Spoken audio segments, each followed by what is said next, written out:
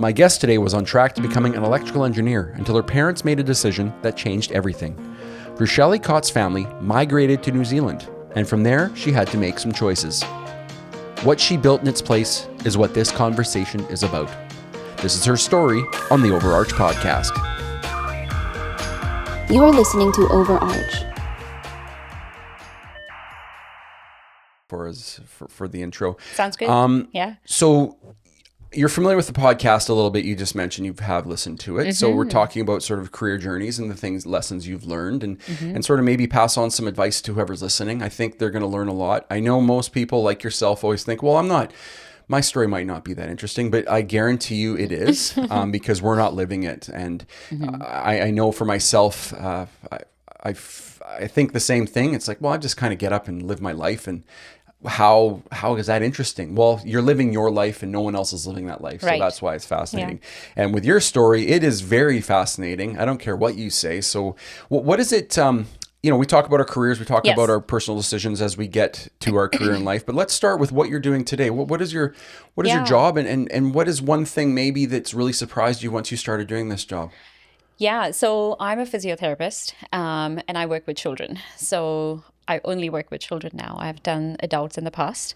But right now I'm doing two things. I'm doing private practice, which is my own mobile clinic, and where I go to people's homes in the community. I also do some work in the pool with children. And we're working on everything from, babies learning to roll all the way up to, kids that are maybe almost on the edge of becoming adults and giving them some life skills and more sort of active lifestyles. So everything between that on that spectrum is in my scope of practice. What a cool profession. Yeah.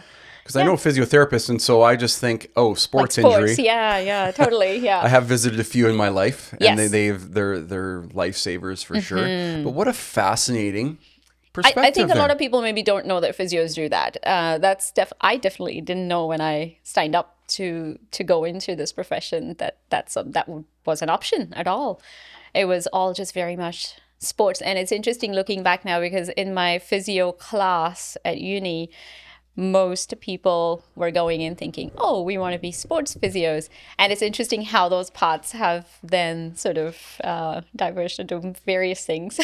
Wow. I wouldn't have any. Okay, that's fascinating. Okay, so we could sit on this topic, just what you do right now. But your journey getting here is going to be even more amazing. But let's just talk about the physiotherapy. So working with the adults, was there a moment there, or am I getting ahead of myself here? No, we're going to get into it right now. Like, how do you transition from the adults to the kids? How does that happen? Yeah, so I went through a really interesting phase in my career early on, where I really wasn't happy with being a physio. I almost actually tried to transition out of the profession. I really wasn't happy with what I was doing. I wasn't happy with the sports musculoskeletal side of things. It wasn't challenging enough, and it was feeling very repetitive. It was also very me and one person in a room, as opposed to I like working with lots of people. So it wasn't fitting what I kind of wanted to do at the time. So I then what saved it, I think, is I got this temporary job working in a spinal injury unit, and it just changed my working life because how long were you a physiotherapist before that the sports world, before that this job came in? So I did all kinds. I worked in a hospital for a year, doing rotations through different wards and orthopedics and A&E and medical stuff, like just a rotational physio in a hospital. And you just go on this rotation where you run through all the different areas and you support whatever's needed. Okay. That was okay to begin with. It's kind of a sort of a road to, everyone has to do that. It's a rite of passage to learn what there is to learn. And that's kind of where a lot of the learning happens early on, is those first 2 years and getting yourself grounded in the profession. And then from there, I did some orthopedics work, and then I moved into private practice, traveled a fair bit, did, kind of bits and pieces here and there. And then not really being happy at the same time with any of those, trying to find my footing and trying to kind of see what feels like it's going to take me further. And then when I found this this job, I'm thinking like maybe, gosh, like 4-5 years maybe down the road. Okay. Okay. So yeah, and then so I was really not happy for that period of time. But then I found this work in spinal injury unit, and it was amazing. It was a great team. My supervising physio there, sort of my senior physio there, was very driven, very passionate, and really set the tone for it's a very high sort of driven learning environment. And that was fantastic because it was sort of like everyone was, let's go, let's do this. On the same, same passion, same wavelength. Yes, very driven. Isn't that how important that is when you find the right people in that as well? It's totally. It's not always the career, it's also the people you're working with. Totally, yeah. It had a really nice growth environment. I learned a lot. It was a very steep learning curve, bits and pieces, and I worked with lots of people, and that was really nice. So that was my first kind of entry into neuro. And then I decided, okay, this is cool. I can do this. I can keep doing this. And then I continued with neuro. I did MS for a while. And then we moved locations from Sydney to Brisbane, and I just needed a job, really. And I applied to whatever kind of neuro adjacent stuff I could find. And I saw this posting of this position in early intervention team, and I had never done that. We get very little training on pediatrics during our course. School? Okay. Very, very little. It's like maybe one day, one lecture here and there. Like, it's very basic. You can do a placement, and then you learn on the placement, but it's still pretty minimal. We're talking like 6 weeks in a course that spans 4 years, right? So it's not a ton. But how important is it? How important is it though, right? Yeah, it's considered a very niche area. So the expectation is that then as a graduate you would go and do your own learning and find a mentor. Specify what's the word called when you sort of narrow it you down? specialize. Yeah. Specialize. Yes, Thank you. Yeah. So I just want to go back a little bit. So you're in the 5 years and you're kind of realizing, okay, this isn't for me, but you still have that wherewithal, I guess is the word, or just that determination. I've got to keep seeking, finding out where my passion is, as opposed to just, this is the job and I guess I'm in it for life. So sounds like you were on kind of a journey and a quest to find that passion. Is that fair? I think so. I'm not sure that I was really hung up on it, but I knew I wasn't happy with what I was doing. I was very lucky to have, a very supportive husband and family that would have kind of helped me along that journey too. But there's also different goals, right? And early on as a graduate, I was so happy to just graduate and be able to earn money and travel that I just kind of, going back to school or doing anything different, I was like, no, thank you. Fair enough. Take it and fly from here. Yeah. So the goal really was to travel and see the world and do different things. So as long as I had a job, I was You were fine at that point. Yeah. Let's just keep going, right? It's really when we started settling down in one spot that it was like, not really happening. Yeah. So we're going to unpack this sort of journey here because you mentioned, you brought up New Zealand. I did my uni in New Zealand. Okay. Yeah. So where did you grow up? Let's go way back here, Vrushali. I've had a very, long journey. So I grew up in India. I did most of my schooling in India. So I went through the education system in India, which I know from talking to Neil, you have some idea of what that looks like. It's a very competitive, very sort of, there's a lot of the high pressure. It's a high pressure environment academically. So then my family moved to New Zealand. So I just went along. I was about 15 at the time. So I finished off my schooling in New Zealand, and I was on the pathway to really not ever do anything in biology when I was in India, because we make those choices earlier on. Yeah, so you're 15. So let me make sure I'm hearing this correctly. So at 15, what grade is that? That's grade 10. Yeah. You're already sort of picking your career. What age do you start to say, I'm going to be a doctor, or I'm going to be a... Well, you're picking whether you're in humanities or commerce or more math, physics. That's what you're picking. So you're not necessarily... There's still some overlap you can... But it's pretty siloed. I mean, that's how this is going back more than 20 years now, right? So that's how it was back then. Maybe things have changed a little bit now. Hopefully they have. Yeah. But the idea is like, are you going to be doing commerce or not? And then once you choose not, you're in that pathway. There's no real way to go back now. Okay. You've Wow, got to the start pressure. from scratch. Yeah. So what age does you make that sort of distinction? 16, really. 16. 15, actually. Yeah. So year 10 is when you graduate out of high school and then you decide. So at that point, I had already gone down the pathway of engineering. So I would have probably just gone on to do some form of engineering, probably electrical, like my parents. Oh my goodness. That's a so I massive course load or massive. Yeah. So I dropped biology completely. I would not have done anything in health sciences at all, probably. So with the engineering, were you feeling like, okay, I guess this is kind of the lesser of two, I might as well do this? Or was it like, it's so early, right? Yeah. So it's like, I didn't really know what I was doing. Yeah, fair enough. At that point, I don't know that most people are. Yeah. You know, it felt kind of the safe choice, I guess. Okay. I know a lot of engineers in my family, and it seemed to be the reasonable thing to do. Within engineering, mechanical would be the last thing I would be interested in. I'm not mechanically minded at all. I could not care less. Yeah. So it's electrical kind of seemed like, okay, it's sort of a little bit less, I want to say like, it's a little bit more two-dimensional. It felt that way. Okay. I could work my way through it. And my parents are electrical engineers. Okay. So I kind of was exposed to the work they do, and it felt like... fascinating. I mean, I'm saying I felt like I didn't feel anything. I was like... I was more like, this seems doable, let's do this, because I didn't know what the option was, right, at that point. If you don't know any better, It's just, it makes sense. That's so hilarious. Then I moved to New Zealand, and a lot more freedom in terms of school choices. Okay. So that move to New Zealand, it sounds like, because with everybody who ever listened to this, I kind of sent out a little questionnaire, and then you fill it out, so it gives me an idea. Was that sort of a over the night sort of decision? That seems like the New Zealand move was no. It wasn't like a surprise then, really. No. Okay. They were so my parents migrated to New Zealand, so there's a very long process to apply as a skilled migrant, right? Yeah. That process spans 1 to 2 years. So I mean, I was made aware maybe about a year into that process that we would be moving eventually, maybe or maybe even slightly less than that. So I knew it was coming up. Yeah.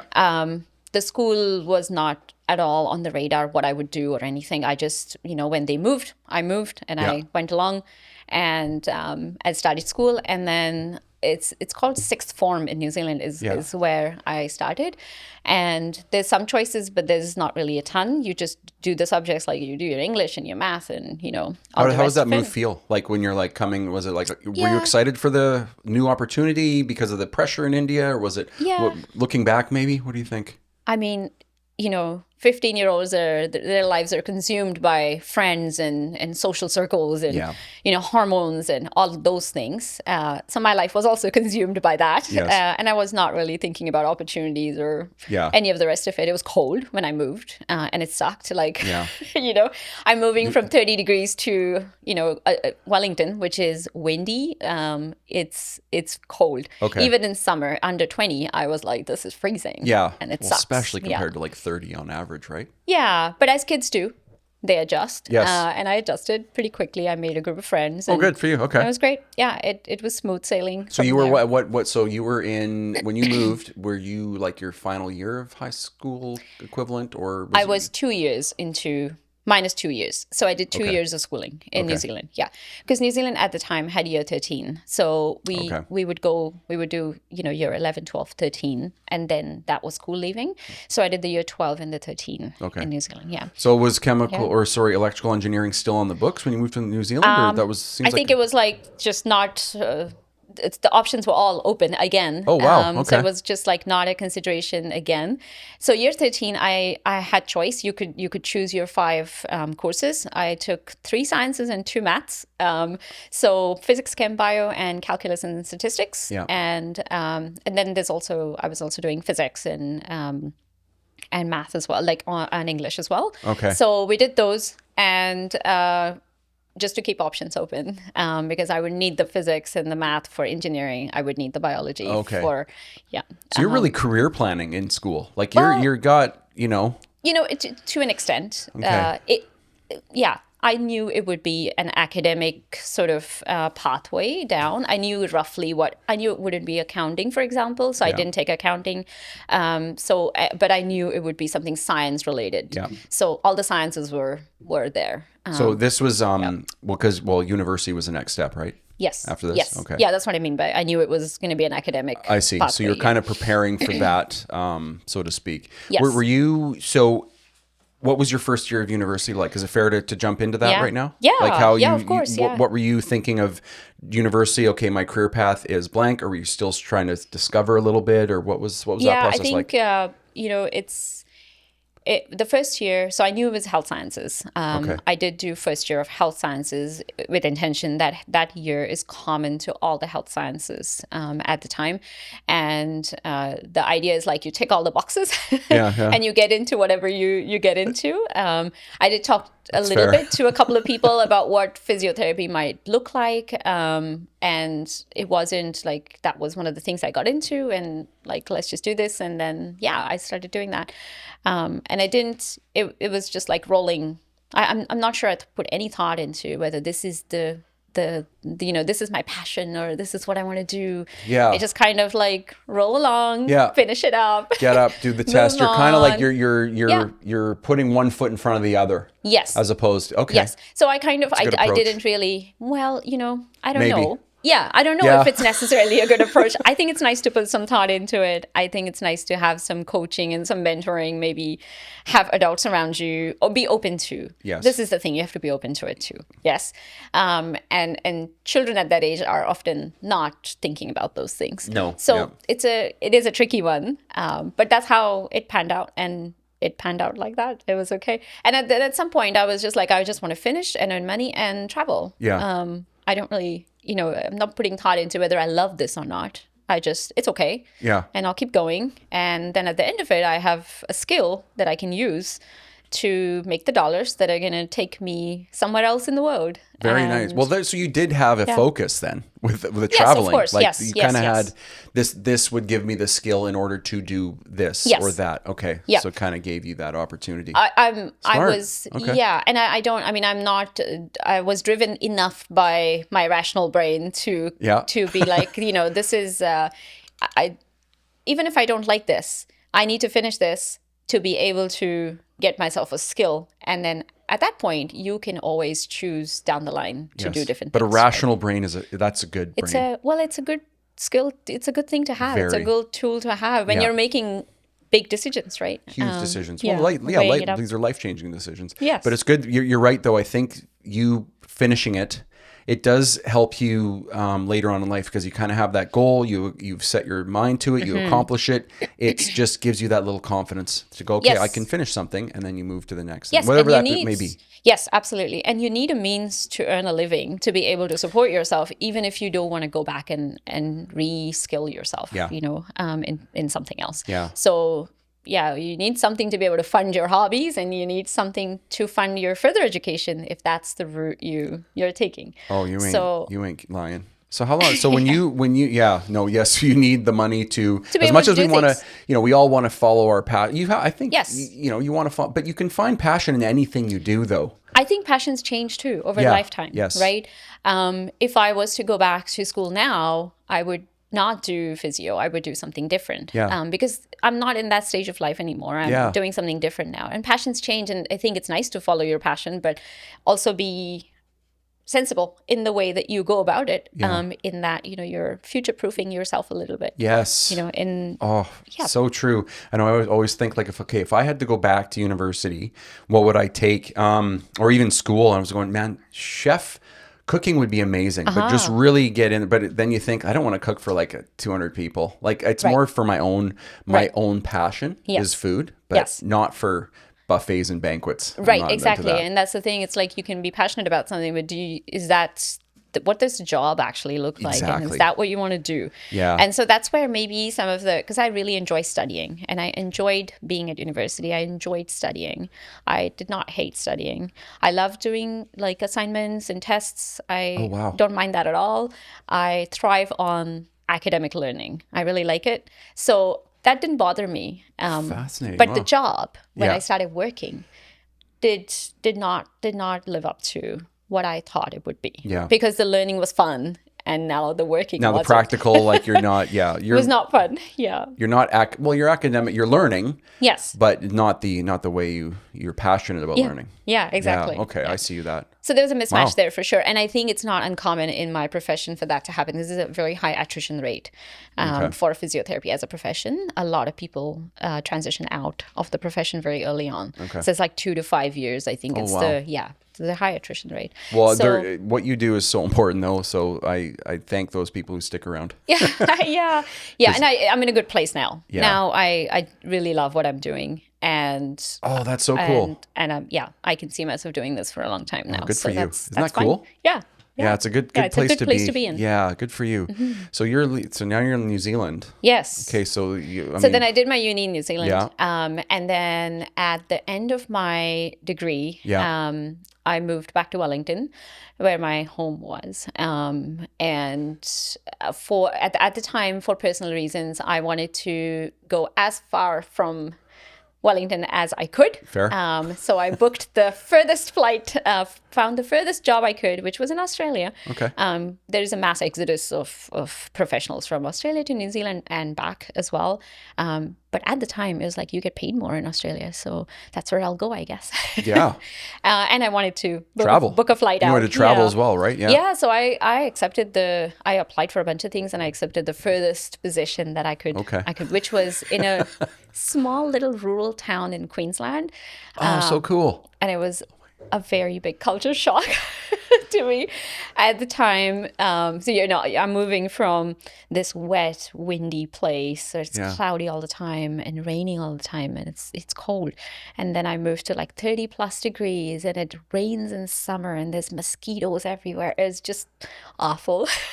Vrushali, so when you Yeah. first entered this podcast, going, I don't know, my life isn't really that exciting. I mean, come on.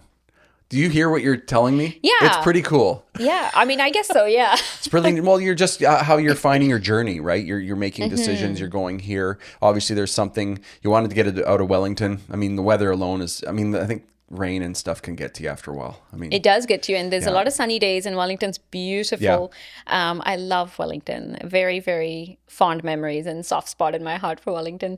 But in saying that, it was a shock to move Yeah. to rural Queensland. Yeah. It was a real shock.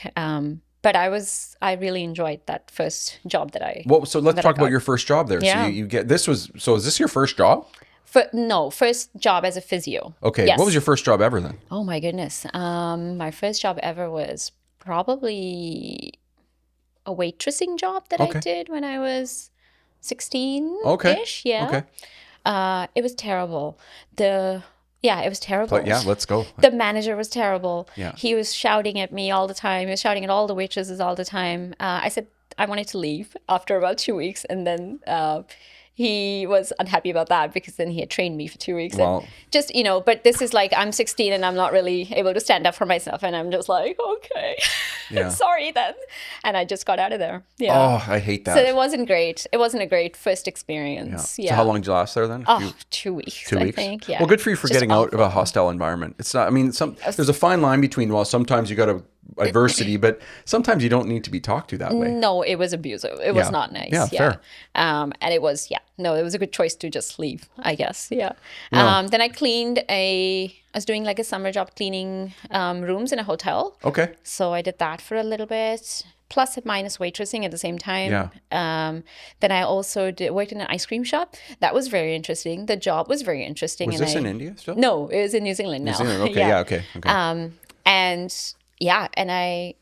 I made ice cream and Ice cream. Well, served ice cream. Served it, yeah. Made sundaes and Oh my all goodness. the other stuff. But it was really interesting now that I look back on Yeah, it, though, please. Atlee. It's like the manager was like this young 20-something-year-old. And and I got totally ripped off over there. Like, I just know this now. Yeah. I know. Well, we don't You know know. at the time, right? We don't know what we don't know. So he would he would pay us in cash, but then also cut taxes. Okay. Yeah, it was really interesting. And I never got any paperwork for anything. Looking back, I'm just like, wow. Oh, that was like an underground operation. An ice I know. cream. It was a front. Oh my goodness. The ice cream parlor was a front. I don't feel very clever looking back. No, but you don't know. Looking You're back just on you're it. just looking, okay, sure, how does this work? You I got a job. You got a job. You know, Absolutely. whatever. It was very Nobody will pleasant. fault you for that. Everyone was very nice. Perfect. He was very nice too. And it was fine. And you're making your ice Yeah. cream. Like people Totally. you're dealing with people that are relatively happy Totally. with ice. They're coming in for ice cream. Yes. If you're angry, well, maybe the ice cream will cheer them up. But Yeah. overall, it's pretty. It was pretty fine. Pretty good people. Yeah, no, it was fine. And these are all summer jobs, right? Because while I'm at school, I'm not really Of course. working. And then also while I'm at uni, the course is too heavy to be able to do Yeah. any work during the school year. Okay. So this is a summer job that I'm doing. So I did that for a little bit. Then I found a retail job in summer, which was lovely. The couple was really nice. They were very supportive, looked after us really well. I did some babysitting. Oh, good. Yeah. And then I also did some random, doing mail outs and kind of one-off things like that. Yeah. But that's kind of you're supporting your university habit. Yes. Your learning habit. Yes. Yeah. Yeah. Yes. Absolutely. Yeah. Saving up in the summer. Yeah. And then, we're all coming out with massive student loans anyway. Exactly. There's no out from that. When you but- graduated, so Yeah. then your first job in then Australia. Yeah, in Australia, So yeah. what was that like? This is your first sort of like Yeah. Monday to Friday full-time career move. Yes. Tell me about that. Tell me about the first day you walked in feeling any apprehension, any looking back, like what was Yeah. that? Like, do you feel, okay, this is great. I'm now in my career path. I'm I doing was it. so gung-ho. I was never afraid to move. I was so independent by that time. I was like, yep, let's do this.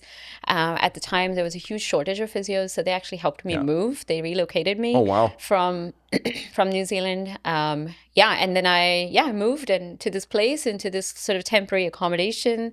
There were other physios there from other parts of the country. Okay. And I think that's what made it really work for me is it's this tiny little place, but everyone that works in the hospital is not from that place. Everyone's from somewhere else. And so it sort of makes up this microcosm of, these people that are away from their families and away from their usual kind of places they grew up in. So, it was right. So everyone would be kind of more open to building their own community there. Yeah, That's it was so great. cool. Just lots of social times and parties and going out and doing all the stuff. Just fun, fun stuff. On your own, you got a career job, meeting new people. Yeah, it's perfect. Okay, that is recording. I just had to it's funny when you do a podcast and I've got, if you could see the whole studio, I've got like 3 cameras running. Sorry, just as an aside that popped in my head, you're thinking, did I press record? And I have pressed record. Oh, it's so that's funny. I hate it when that creeps in. This will just be an audio only podcast because Atlee did not press record. No, everything's all 3 cameras Or are video recording. only, and there's no audio. Or there's no audio. Yeah, just we'll have to we'll do some subtitles in later. So you're at Australia. You're kind of how long were you there at that so job I was there for about 12 months. Okay. And then I moved down the coast to another small little place. Okay. And have you ever heard of the Bundaberg beer? The ginger beer? Have you heard of that? Bundaberg beer. No, but I will. I'm going to look. You can get it in the States. I don't think you can get it here. Well, I've never seen it here. Are they small little glass bottles? Yeah, they're about that big. Okay. It's like yellow labels. I have one in the fridge upstairs. My mom brought me. Yes, I'm going to go check. Yes. So that's the town I moved to. Okay, that's a famous. Yeah, it's a famous worldwide ginger beer. Yeah, it's the best ginger beer in the world. Wow. Okay. Fair enough. I'm not going to really argue. good ginger beer. No, it's not Vrushali. I know it better. No, I don't. Ginger beer is interesting because I don't mind, but some can be very hot. Yes. Like some are like, well, that's ginger. Strong. It's right. Ginger forward. Yeah. Oh yeah. Yeah, you're Ginger feeling the forward? burn. Is that what? Yeah. It's If I very see ginger forward, then just back off a little bit. Well, I don't mind because I love ginger ale, but sometimes it's like I would like to make my own ginger ale and just kind of. I've done that. That's Have really you? fun. Yeah. Oh my goodness. More on that later. Yeah, more on that later. Okay, that's part 2. We're gonna get into because you got some really cool things you're doing now. But so you're at you moved to the next role or position in Australia. I did orthopedics there for a while. Okay. I learned a lot, and it was a lovely place. Yeah. And did you move because you kind of like, okay, it's time for to move, or was there an opportunity? You thought I'm going to try that now, or I just wanted to do something different. Okay. Yeah, I get bored easily, and so it was like I need to do something different now. I need a new project. So that was my new project. Good for you. Wow, you're busy. Yeah, it was exactly. Yeah, I'm busy. So I wanted to do something different, and I moved and I did this thing. Went to Bundaberg, stayed there. I made great friend. I kept in touch with my friends, Yeah. and then I went traveling after that for Yeah. a period of time. I finished up in Bundaberg. I came back to Brisbane. I lived with a friend in Brisbane. Yeah. We worked. I was doing private practice at the time, and that was okay for Yeah. a time period. Looking back, I feel like I'm almost on the other side of that spectrum where maybe, some more sensible, thoughtful, Oh, that's too funny. thought process that went into it wasn't particularly, it was kind of like, okay, it's time to go now. Fair enough. Go.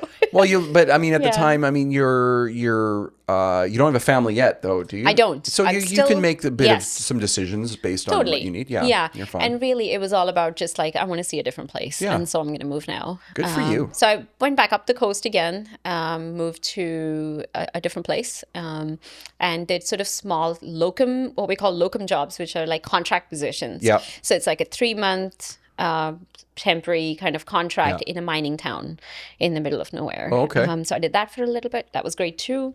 I think it helps that I got along with people really well. Yeah, absolutely. I made friends everywhere I went, Yeah. and I was not lonely at any point. I could see was that. happy to be there and kind of explore on my own. Good for you. So I did a bunch of solo hiking and kind of traveling and really, stuff I probably would Discovering. be quite You're like just- alarming. Well, you look back and if I- oh no, but at the time, Yes. I mean, yeah, you're willing to get out there and really discover and not Yes. not just wait for things to happen. You're going out to Totally. get things. Yes. And yeah. I mean, that's good advice for people then, wouldn't it? I think so. Yeah. I mean, from a career perspective, I don't. If I had to go back and do this Yeah. again, I might put a little bit more thought into some of the places or how I accepted positions, or it wasn't. None of it went wrong. It Yeah. worked out fine, but it also didn't really progress my career in any way. I see. Right. Okay. From a career perspective, it didn't. Yeah. It was not my goal at the time. I was happy not to progress my career and do the travel instead. And that's the choice I made. Not necessarily in a conscious way, but I'm okay with that. Yeah. I'm okay with that. From a career perspective, moving every 3 months to a new job is not helpful for your career because you're not invested in the place you're in, and the place is not invested in you because they know you're leaving in 3 months, or maybe you might stay another 3 months, but you're still temporary, right? So the investment is not really there. And so from a career perspective, I don't know that was a great choice, but I was okay with that at the time. Vrushali, that is brilliant. So, I You think... heard it here. You heard it here first. This is the career advice show. Yeah. Vrushali, we gotta. I think you need to be doing a podcast here, anyways. But yeah, I think it's important to know what your goal is. yeah, What is your goal? And that goal does shift through life, right? What is the goal of a move? It could be a career move, but it could just be a lifestyle move, right? People take a pay cut to do a lifestyle move too. So it really is about what your goal is, right? In my career at the time, I was in a holding pattern. I wasn't moving backwards. I was still getting lots of experience. Yeah. I was becoming a really good generalist, having worked in all the different areas, I wasn't specializing in anything, and I wasn't losing anything. I was okay with that. Yeah. At the time. at the time. At the time, I was okay with that. But then once I settled down, so Neil and I, once we settled down... So Neil was on one of our episodes earlier on here. I suggest check it out. And I'll even put a little thing in the front. So yeah, go ahead. You guys met in Australia. Yeah, so we met in New Zealand, actually. New Zealand, sorry. Yes. But once we were, we were trying to settle down in Sydney.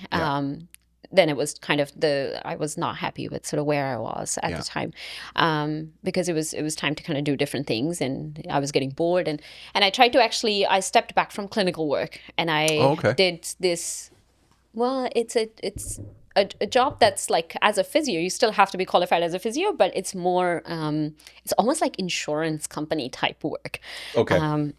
That's kind of what it is. So it was not clinical hands-on work. Yeah. And there were I really did really well at it, because essentially what it is, spitting out reports and kind of in a very organized manner, and writing comes easily to me, thankfully. I'm And very you enjoy thankful it? for that. Yeah, no, yes. absolutely. And so it was fine. I did really well at it, but I didn't enjoy not being, that was like 6 months off from clinical work made me realize, okay, actually, I do like the clinical work and I need to go back to that Is now. it the people you're working with too? Is that the clinical side of things? Yeah, and just kind of feeling like I'm making a difference. Like I'm not feeling like I'm making a difference in a, an insurance type world. Yeah. It's not for me. It's for people, I'm sure, but Yeah. it's not for me. So I was, but it was important to have those 6 months off to realize that actually I really miss being. Yeah, isn't that fact? You gotta, love grows fonder, right? Or what's the saying? I don't know. I just made one up. But it is, once you step away from it, Yes. you do, you reflect. You go, you know what? This is what I did enjoy about it. But when you're in it, though, you can't reflect on it. No, I just knew I needed to step away, and I was, maybe didn't want to be a physio anymore. But then when I did this, I was like, actually, it was pretty good what I had. Interesting. So I'm going to go back now. Okay. So at first you felt, maybe physio's not the thing. Then you stepped away for a bit and you go, you know what? I think it is the thing. It is, And so that was kind of good. What a cool little transition there. Yeah, I'm really thankful to Neil for supporting me through that, because that was he was really, really, really good. Well, you're just trying to figure it out, and you need that support. Like, hey, whatever you just decide to do, you've got a home base, you've got support, which really helps. Absolutely. Yeah. No, I wouldn't be where I am without that. So for sure, it was that was good to have. Yeah. And I'm very grateful for that. And then I went back to clinical work, and that's when I went into the spinal injury unit. Yeah. And it was things changed after that. So for the better. Quick question. Okay, so when you met Neil, you're in New Zealand. You guys are sort of both in your career sort of move. Yeah. We are recording. I want to see, is it too soon to jump to where we are today? Because fill in any blanks here if you need to. We are now in Canada. Yes. Okay. Yeah. So you're in, what was that transition like? You're kind of in New Zealand. So we're in Australia. Oh, in Australia? Yeah. Okay. So we settled down. We had our first kid there. In Australia. In okay. Australia. So then the decision process becomes way different. Yes. Now the priorities are different, right? Okay. From a career perspective, they're different. And that's when I went into peds, was after I had Ryan. When I had Ryan. Yeah. And and I really liked it. It was the best in terms of work, best aligned with what I like about being a physio. And it was very different to really like miles different to the musculoskeletal sports physio world. So very, very different to that, because now I'm not working with an individual necessarily. I'm working with a family, right? Yeah. Okay. Because children, you're working with families. Did this start in Australia? Sorry? Mm-hmm. Okay. Yeah. Wow. Yeah. So I did pediatrics in Australia. Yeah. Okay. And I found a really, really lovely mentor that she was vision impaired, and she was a physio, right? So she was working through her hands, and she had all this really incredible knowledge and wisdom, and I just latched onto her like a leech. I would too. And I just made the most of that relationship. Oh my goodness. So that was amazing. She was lovely, and any chance I could get, I would get her on with me, going out to visits, going out to see families, and just soaking it all in. It was a good time. So when you were in this role now, I mean, you said earlier like you had no idea that this was even a possibility. Yes. I knew there were physios doing peds work, but I didn't know what that looked like on the ground. So when you're in the ground and going through the process, did you ever have a moment maybe after a day or two and sort of said, by yourself, or reflection going, wow, that was amazing, or I couldn't I'm in the right spot. How did that come about? Yeah, I think really just being with her on the visits, and at the end of the day, understanding or even just realizing how much I don't know. Like, there is so much to learn. Fair. And I learned so much today, and it's still a fraction of what's out there. And that was great, because I learned something. And that piece of being able to grow was the piece that was really drove me. I could see that now talking to you. You have to be challenged. Yes, You've got to be the growth learning. has to be there. And that was really what made it for me, I think. So I really enjoyed the early intervention work. I loved it. I was working with a team of people. I was never on my own. So typically, as a physio in an early intervention team, I'm working with an occupational therapist. I'm working with a speech therapist, speech language pathologist. Oh, wow. I'm working with a social worker. I'm working with counselors often, psychologists. Oh, incredible. And I'm also working with people that are more doing the coordination work, so key workers or sort of support workers that are doing the coordinating of that team. So you got a good like a collaboration. Yeah, so it's a real multidisciplinary team. And in Australia, when I was doing my peds work there, it was almost a little bit, we were moving towards a model that we call interdisciplinary. So as in a multidisciplinary team, you've got professionals doing their own work. In an inter team, it's more like you're starting to overlap a little bit, so that when I go out to see a family and I'm doing my physio work, I'm also asking them questions about communication and, feeding and swallowing and different things. Yeah. And I'm upskilled to an extent in those areas to be able to provide really basic generic information. It's still out of my scope of practice to treat that specifically, right? Fair. But Yeah. I'm giving them generic information to start them off on something, and then I'm making a referral to a speech therapist to bring a speech therapist in. So because of the lack of resources and because of how short we were in staff, that was a model we were moving towards. Because, what do I do if there is no speech therapist? There is nobody on board. Where is this family going to access resources? So the move was towards all professionals being upskilled in some basic kind of, this is the information, this is where you go. Yeah. I can link you up with resources online, or I can link you up with people that are going to be able to give you better advice. Oh, fantastic. But this is where you start. Yeah. Let's do this while I find I find somebody more skilled for you. Yeah. So that was kind of the approach that we did there. Yeah. And so we're constantly working with each other, right? I'm not really doing work on my own anymore. Yeah. And that was amazing for me. Yeah, I really liked it. Yeah. Yeah, I think the human connection, especially with that kind of work you're doing, is so so rewarding and so fulfilling. It keeps you just need the human energy. I don't know, have a word for it, but it's inspiring to keep learning and growing. But when you're in a silo, man, it can get pretty lonely. Yeah, it can get isolating, right? Yeah, for and sure. I think humans, I really don't think we're isolating creatures. No. We have to collaborate and Absolutely. learn. Yeah, absolutely. That's fascinating. Yeah. So when did you decide then that you want to take this journey up to Canada? Yeah, is that fair to say, or is it okay? Yeah. That was a family decision. Yeah. That was not just me. My family, my parents were here by then. My sister was here. Oh, great. Okay. And we didn't have any immediate family in Australia. So, we and with a young lad, you got a boy as well. Yes. So yeah. Yeah. So you had a young kid at the time. He was 3, and that was a very difficult move. It was really busy, juggling work and a kid and daycare and pick up and drop off, and selling a house and getting it fixed up, and it was very busy and very stressful. But as moving is for anyone, moving is not. It's like the most stressful thing, I think. Yeah.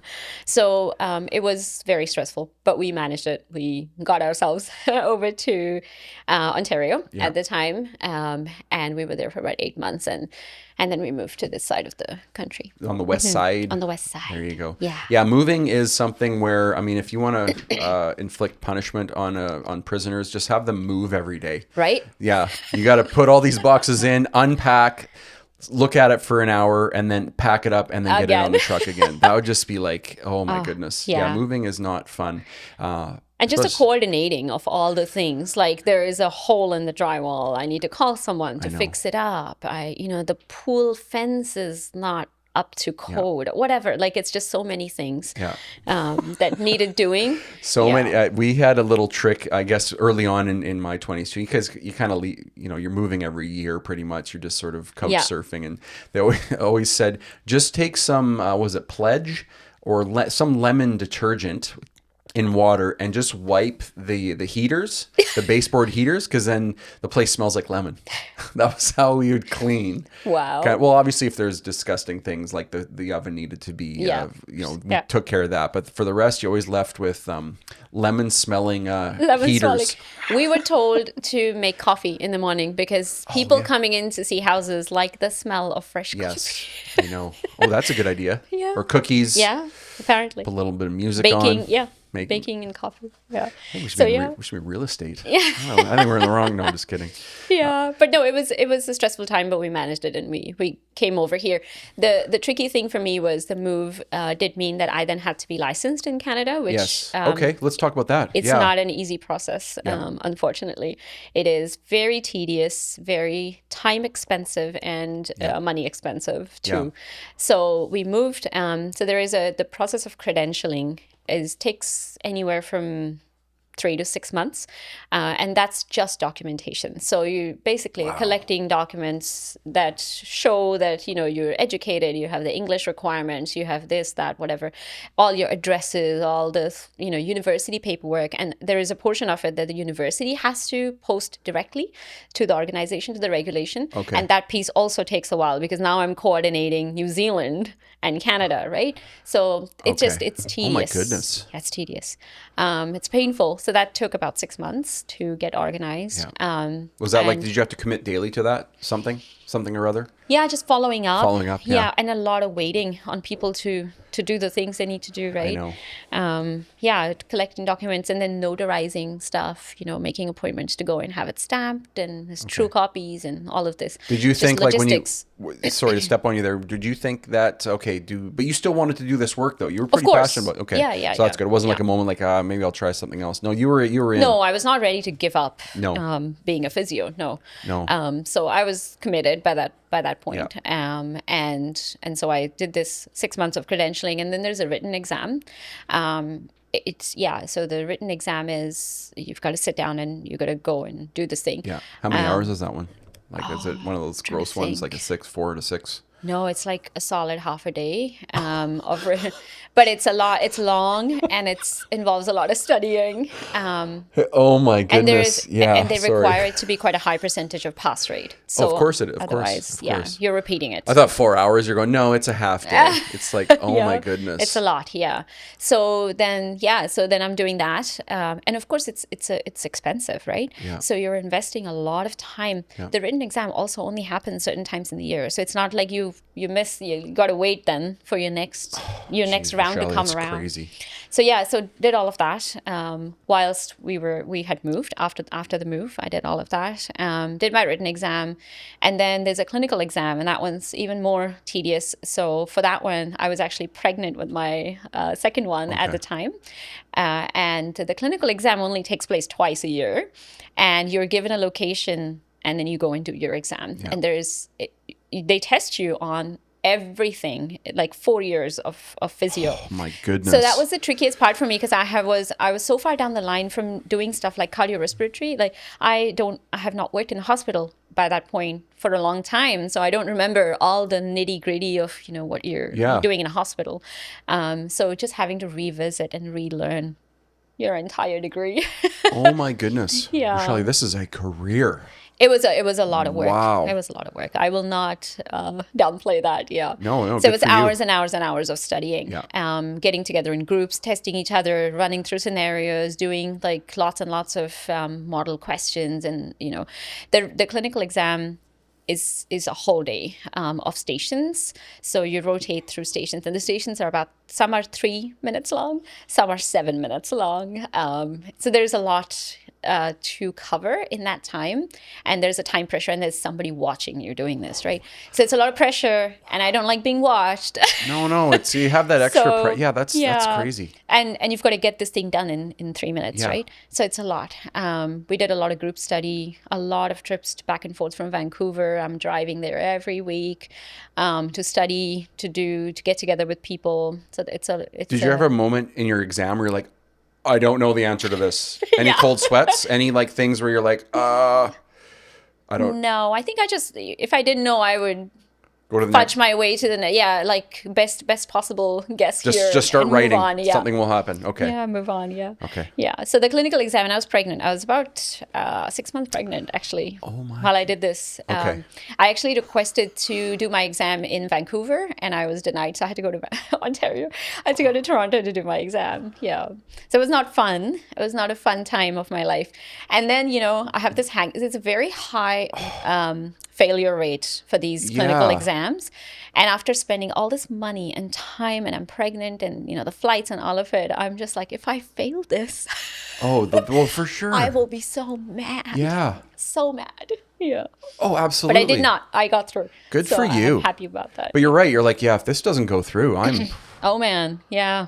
Gotta do this again. Wow. You really have to mitigate that stress, though. You got to breathe. Yeah, You got to just be present. There's so and just- much, so much at stake. Yeah, Yeah. on these like 5-minute stations. That Well, you could have that that. that little voice creep in once in a while, and you know, Totally. like just Yes. show you. Well, you don't have. Well, no, just be quiet. I need to get Yeah. this done. Oh my God, Vrushali, Totally. that is an intense. Yeah. Okay, well, you passed. Well, good. Congratulations. Oh yeah, yes, I was. My goodness, yeah, I found out just before I gave birth. How that happy I were had- you when that happened? Oh, Like, I can't even tell you. I was. take me through it. I was breaking it when I was waiting for the results. I was like, "Is this? If I have failed this and I have to do this again." How many days did you have to wait? weeks? Solid like 2 months. It was not. Okay, let me just Yeah. hang on a second. So you went through this intense studying, Yeah. taken the tests, which, you know, if you fail, you're done, and you have to wait 2 months to get the answers back. Yeah. How dare they? Yeah, it's crazy. How dare Yeah. they? Do you know the wildest thing about this is the exam that Canadian domestic graduates also have to do, which is wild to me because after doing 4 years of your coursework, and of course you're assessed through your course, Yeah, right? yeah. So you're doing assignments and you're doing assessments as you go, and you're passing your placements. Yes. There's assessments to pass the placements too. So you're kind of proving that you can do the things you need to be able to do to function. Yeah. And then at the end of it, you got to pay, I don't know, $2,000 to do this like exam out of pocket, and after you've done your course, which is so wild to me. Wow. So Yeah. off note now is that there was acknowledgement that this process is ridiculous, Yeah. and Oh, good. Okay. and that it doesn't actually test your skills as a physio to be able to do something in 3 minutes and demonstrate these very specific like tiny little things. And also a lot of people just don't perform under pressure very well, even though they might be really good absolutely. clinicians, Yeah, right? So now they have revamped the exam. So now incoming graduates, graduates and incoming migrants no longer have to do this exam. They have changed it. They've changed the format of it. Yeah. Interesting tidbit to this is I'm on their books as an examiner now. Oh, wow. Okay. Well, you lived it, though. You lived that. I did live it. It's funny with the medical professional, the high pressure sort of stress like this. Yes. I've never been in it, but is this good for their health? Like when you Yeah, you're of at the course. hospital and you can't sleep and you're this. It's like, don't you want people who are really well rested and, performing those things? Or Yeah. I just find, I 100%. know the medical profession is a whole other conversation, and to get into it and having that support and able to come in and Mm-hmm. relieve you of your duties, so you can get some rest. But I just find it such a high pressure It is. situation. It's like, how I can you bet, yeah. even like have a family or anything? It's just you're at the hospital all the time, No, I know. Yeah. dealing And with constant like people in their worst states, right? Yes. They're It's doing no amazing doubt that work. the mental health outcomes in those Thank you. Yeah, mental health. professions are not fantastic, right? Yeah. For a reason. Yeah. It's just very high pressure. So now Yeah. that you're so I got licensed. yes, you which is did. Nice. And then I gave birth. And so I was then off work for a period of time, but I was just, so relieved and happy that I knew that when I was ready, I could just start working. what a great feeling that is, hey? Just Yeah. that relief. Do you remember the day where it just that weight just kind of leaves Yes. you? Oh my goodness. I can't even. Yeah. It was. I will never forget that because it was so stressful. Yeah. It was as stressful as the move. I believe it. Yeah, getting the Yeah. results to your test is something I never thought about in your career journey. But as you go in through university, you are waiting for those numbers All the time. Yeah. and you're just like, this is going to determine this and that, and Yeah. you're just, it's so panicky. And I don't hate know it. whether, if I had failed that exam, I'm not sure. That might have been the point where I might have pivoted into, I also did a master's in Australia in public health. So that might have been the moment Okay. where, I might have been like, okay, it's maybe time for me to do a different kind of work. Yeah. So I did a master's in public health and health management. It was a double master's, and I did that over a period of time. Good for you. So I finished it, and yeah, it might have been the thing Well, that I might absolutely. have Well, done. you're setting yourself up. You're future-proofing yourself by getting that, right? So it makes sense. But it's also, you also love Yeah. to learn, as I'm learning. Yes, right. So We're learning a lot I need about to do a a lot of people. master's now. So when is your PhD determination? Yeah, is that coming? no. No? I'm going to ask you in a couple of years here when the kids are a little older, and we'll see. Well, I didn't do my master's in physio, so I did. It's in a different Okay. it's public health, so it's kind of different. It's health promotion, more policy, more of that sort of stuff. Fascinating. So it's different kind of work. Yeah. But it all, yeah. are you finding from that knowledge though, some things apply to what you're doing today? 100%. Because it all kind of, Yeah, totally. yeah. Yeah, totally. 100%. Yeah. Especially doing what I do in early intervention, or even just working with children, right? Just understanding how social determinants of health really affect outcomes is a huge advantage, because that's basically the work we do, is supporting families, not just in our little areas, but kind of having that connection with resources, and how do we help a child develop to their optimum kind of functional level, right?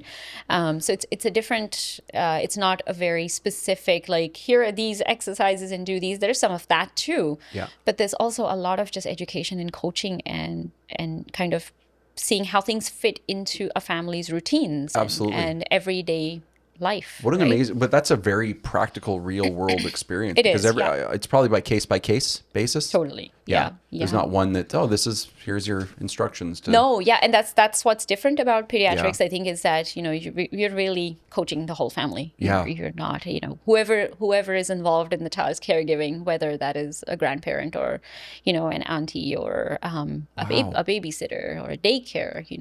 It's just the whole village is responsible for these things. People must be very welcoming to this, right? When they're kind of part of the child development, for the most part. I think when you get little people in your lives, like I've got a daughter, and when your life changes, right? And you just want the best for those little things. Yes, and the society is not set up very well for that, right? We're not set up very well to support our children, because there are other pressures. There's the social determinants, right? You got to earn your living. You still have to work. You have to support your living situation. You have to have a vehicle, maybe, or whatever it is that you need in your life, right? You got to maybe people have their own health that's affecting that thing. So many things. There's so many moving parts to that, right? So you need a team.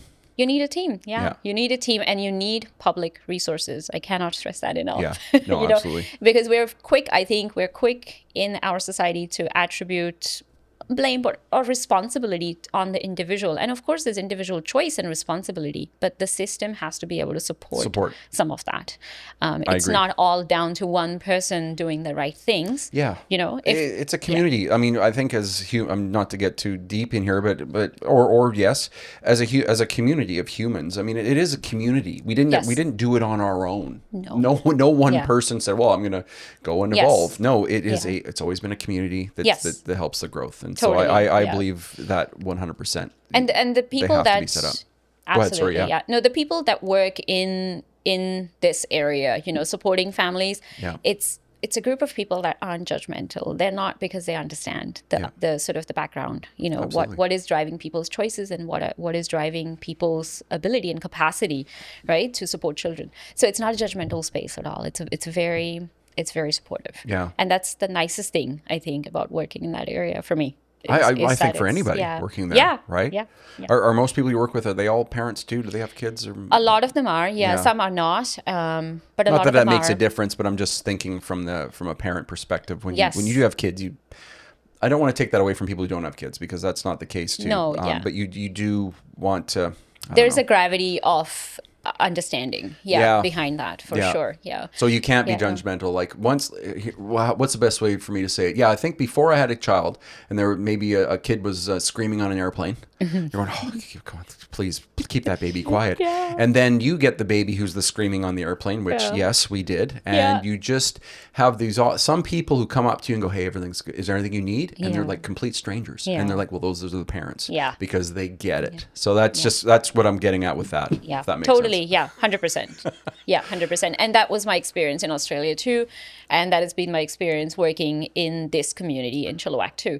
Is, privately, I come across so many families, and I work with other private therapists too. And it's, everyone's really supportive and understanding. What's been surprising for in this job here, being at this part of your life right now, being a physiotherapist?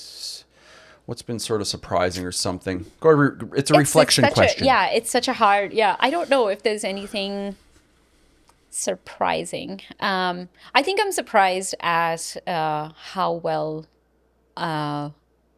how well I've adapted to my sort of multiple different roles. Yeah. I think that was something that I didn't anticipate and thought I would find really difficult. But it's gone really well. I've kind of taken What it do you in attribute stride, that to? Do you think looking back in your growth in your childhood and just... I think having, I'm grateful that my parents were really, really big on making us independent, financially independent women, and also just strong women who can stand up for themselves. Yes. And that was not easy on them. That parenting was not easy on them. But I'm grateful that is the outcome where we're at. So I'm grateful for that. They've gave us lots of freedom to do the things. And when I said I wanted to move to Australia, nobody batted an eyelid. Go do it. Do the things you want to do, right? It was never like, your family's here, why don't you stay here? It wasn't like that. It's always, It's tough for a parent because, I could see that, but yes. But as like a parent, I appreciate that. But now. as you're sitting here now, at the age you are, you look back, thank you. Yes. Yeah. So I do, I've had a lot of privilege in that I have had that. I've had parents who are, they've earned enough to be able to support us, and we were very well looked after and comfortable growing up, and I'm grateful for all of those things. And I think if it wasn't for that, then maybe I wouldn't be where I am. Good for them, right? because that's a very that fulfilling feeling for parents. For sure, yeah. And I mean, of 100%. course, all Good the for them. people like friends and having Neil and all of those things are. Oh, it's a community. It is, and people aren't like you. You're not who you are if you don't have the relationships. You live in relationship, right? Life is lived in relationship, so that's kind of the most important thing. Yeah. Vrushali, I hear a podcast in your midst.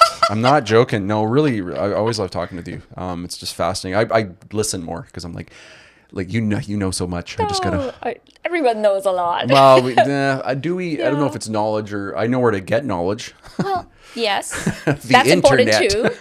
Knowing where to go.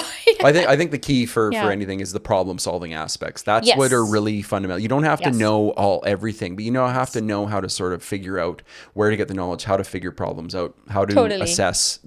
Those are the skills that I've really have looked into, because I have friends who, they can rattle off every sports score from 1972 to now. And I'm going, ooh, is that being smart or just like, I don't know what that is, but they've got a memory retention. But a good memory. Really good memory for the wrong weird things. Yeah. Like, is that okay? Is that... Maybe it's important to them.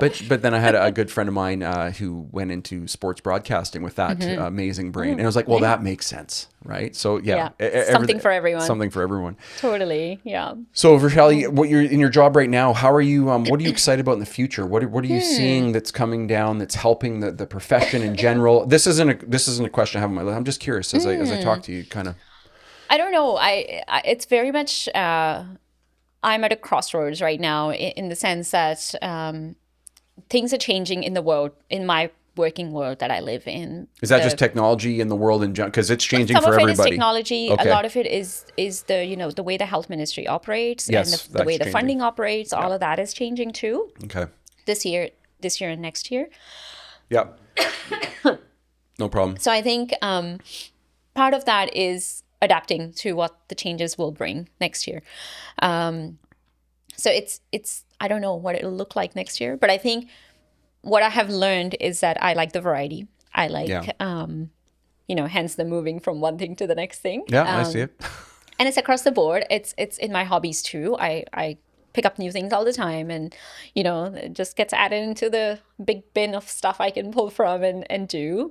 So in carrying that over into the work life, that's something I've learned, and I think I have to honor that moving forward. I have to have things that I'm learning, and if I don't have that, I'm not happy. And and it doesn't really. I'm not specific or fussy about what that looks like, as long as there is a variety and as long as I'm learning something. Yes, I think that's the most important. That is the most important. Your hobbies. You're really quick here. You're doing. How are you finding having that sort of creative outlet? Yeah. What are your hobbies and how? And maybe first. So that's changing all the time. Yeah. But fair. So squash, we play squash together. Yeah. There's a theme in this podcast. Just want to shout out to define. I think there was one fellow listener. He knows who he is. He always says, "Oh, and what I learned that squash isn't a vegetable." Yes, I've said that many times in the first few episodes. But yeah, go ahead. Sorry. So there's always squash, and I don't. Squash is kind of like I play and then I step back and I play and I step back, but it's never just going away 100%. There's always going to be a foot in that thing Absolutely. all the time. So that's always there. I'm biking. I love paddling. I've done a paddling trip every year for a few years now.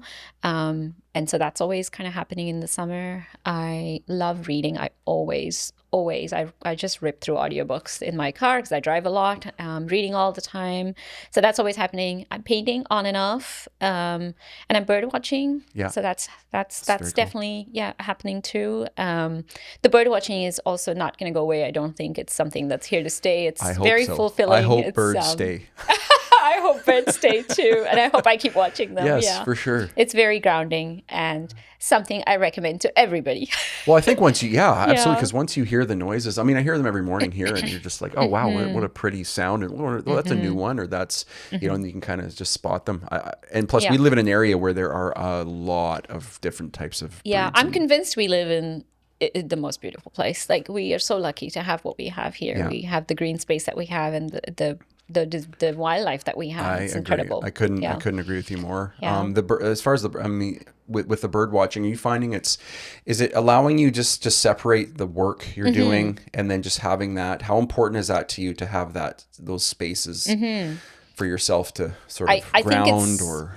Really important. For me it is really important because I don't live my work. I don't want to be that person who is thinking about that all the time. I do want to have clean break and do something different for a little bit, because it's very calming, it's soothing, right?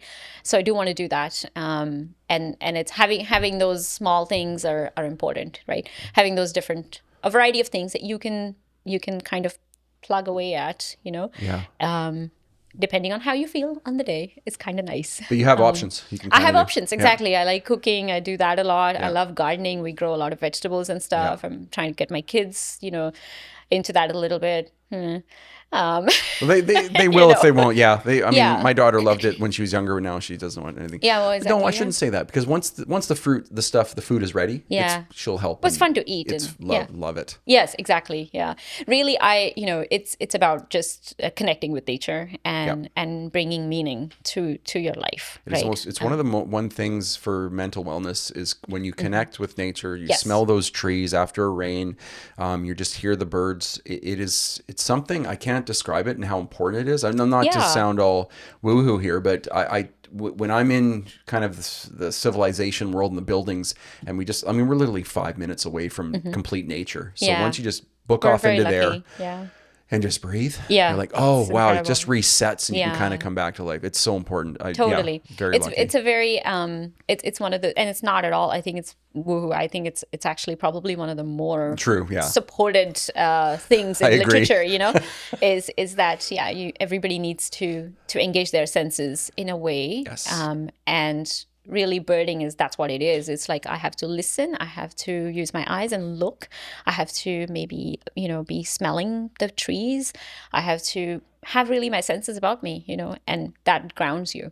And that's the most incredible thing I think about it, is that you're using all your senses, and you know, that's how you're kind of there. You're present in the moment. You know about being present, Atlee. Yeah. Yes. Oh, that's so cool. You're right. With the but with the birds, though, you are present. You're present with that, but you're using all of your senses, so you're kind of letting your brain just sort of be reactionary. Yeah. Not so. Yeah, okay. And it's also I've learned a lot, right? It's also I'm a learning right opportunity. Yeah, I mean, we've learned a lot. It's a learning opportunity. Everyone's learned a lot in my family, so it's another way that my brain can grow and learn. Fascinating. So your family is awesome. Like we go into it, but that'll be another podcast. I want to have Neil on here again and just talk about the technology and what he's been doing, because what he does, I didn't realize how important it is. Well, without him, we ain't communicating, people. That's right. That's like, no pressure. Vrushali, let's just, last question here. Yeah. What would you sort of say to your younger self with all you've been through now with adversity or advice or something? You can just reflect on that. Or what I'm hoping is with this answer is people may be able to relate and go, yeah, that's good advice. Maybe there's a 16 or a 17-year-old or someone who just graduated university who might listen to this and think, you know, what to look out for. I mean, I don't know if there's one thing. I think there's probably like 5 things. Fair, yeah. Because, you know, there's many things. I think having, with the caveat that this is no 16-year-old has the life experience or kind of, the emotional maturity to be able to get to this place. So it's no good thinking, I wish 16-year-old me had this, because most 16-year-olds are not going to have this, right? Yeah. But it's, some do. But it is I think having self-compassion through your early late teenage years or even early 20s, I think, is helpful. And I'm coming at it from a more self-critical perspective, right? Because that's been my experience. My lived experience is a lot of self-criticism. So I think having self-compassion is really important, because we find it easier to forgive other people than we do to forgive ourselves. And that's really important, I think, because you'd make decisions and things come and things go, and everything passes and, on to the next thing. Nothing is not fixable in terms of the career stuff, right? It's kind of a rolling ball, and things change. Things change through your life, whether you like it or not. And change is inevitable. So having that compassion to kind of recognize that, okay, maybe I messed up a little bit, but don't hate yourself for it. That's really... don't get hung up on it. I think it's possible to fix your mistakes and kind of move on. I think that's a good thing to remember.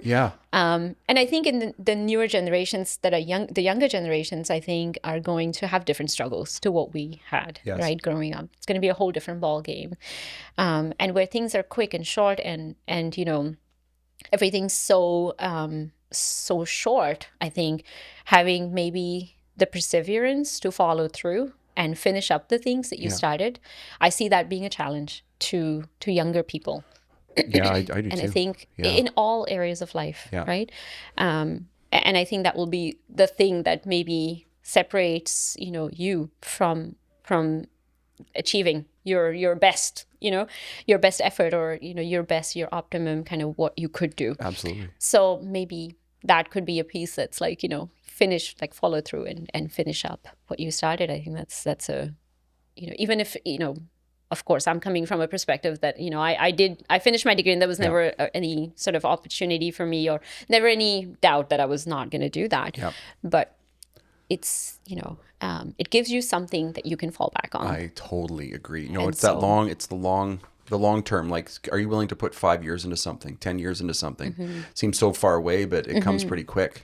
But to have that determination and to finish it is, I can't stress it enough. It's such a good, it just tests yourself. You can do it if you put your mind to something and finish it. And there's going to be times when it sucks. Yes, right. But can you get through that time and see the light at the end of the tunnel and finish it? Totally. And just having a growth mindset too, right? Like understanding that but how do you do this? Like it's hard. You have to come to that on your own. I think there's no magic. Well, this is how you have a growth mindset. I think you just have to be curious, but what do you be curious about is something you have to find out. Yes. What you're curious about. And also just being open to feedback in some way. This was a learning for me through my career that, actually that makes me a better professional to have that feedback. It's not criticism, it's just feedback that I can take, and I can either use it or I can be upset about it, right? So you make mistakes, and having that understanding that mistakes are important, because if you don't make mistakes, you're not going to grow. If you're just in a holding pattern, you're not growing, right? No. So you have to screw up somewhere, in some way, small ways, big ways, whatever, to then come out and learn and be better at that, right? So that's important, but it's something that people have to come to on their own. On their own, there's no it's your own journey. Just keep your mind open. Yeah, exactly. Really. Vrushali, well, we that was amazing. We're do you want to see how long we're at? We're at hour 15 here. Wow. That's perfect. Yeah, it goes by pretty quick. It goes by quick. Yeah. I mean, I'm looking at my notes here. There's some other cool little things to touch on, but I think we hit it pretty good. I mean, your profession is fascinating. I think it's so important, and I think for you to find what you love to do and just making a difference in people's families. Wow, what a cool. And I get to play with kids. There you go. For a job. Yeah, it's pretty fun. I mean, they're special little creatures. They're just it's like so fun. Curious, and they're fun, and they just want to be. I mean, they're pretty simple. They're just either tired or hungry, and they just want to have fun and laugh and play and just communicate as much as they can too. Yeah, I mean, that's the thing of being a parent and learning from having a child. Man, you learn. It's so selfish, because I learned more from just little people than I do from I don't know. I learned more than I think the kid learned. probably. Well, yeah, I mean, you learn things about yourself. Oh boy, do I ever. Yeah. Still. Yes. I've got a teenager. Yeah, so. it does not. I have almost a teenager. Yeah, no, you'll be fine. Well, Vrushali, thank you so much for being on this podcast. This was a lot of fun. It was very cool. Yeah, and I think you should have your me. own birdwatching podcast. I really do. If you need any help, I'm here to help. I can get you guys set up and go from there. So anyways, everybody, that was the OverArch podcast. So thanks for listening, and we'll see you next time. Bye for now. Thank you for listening to OverArch, the People Podcast.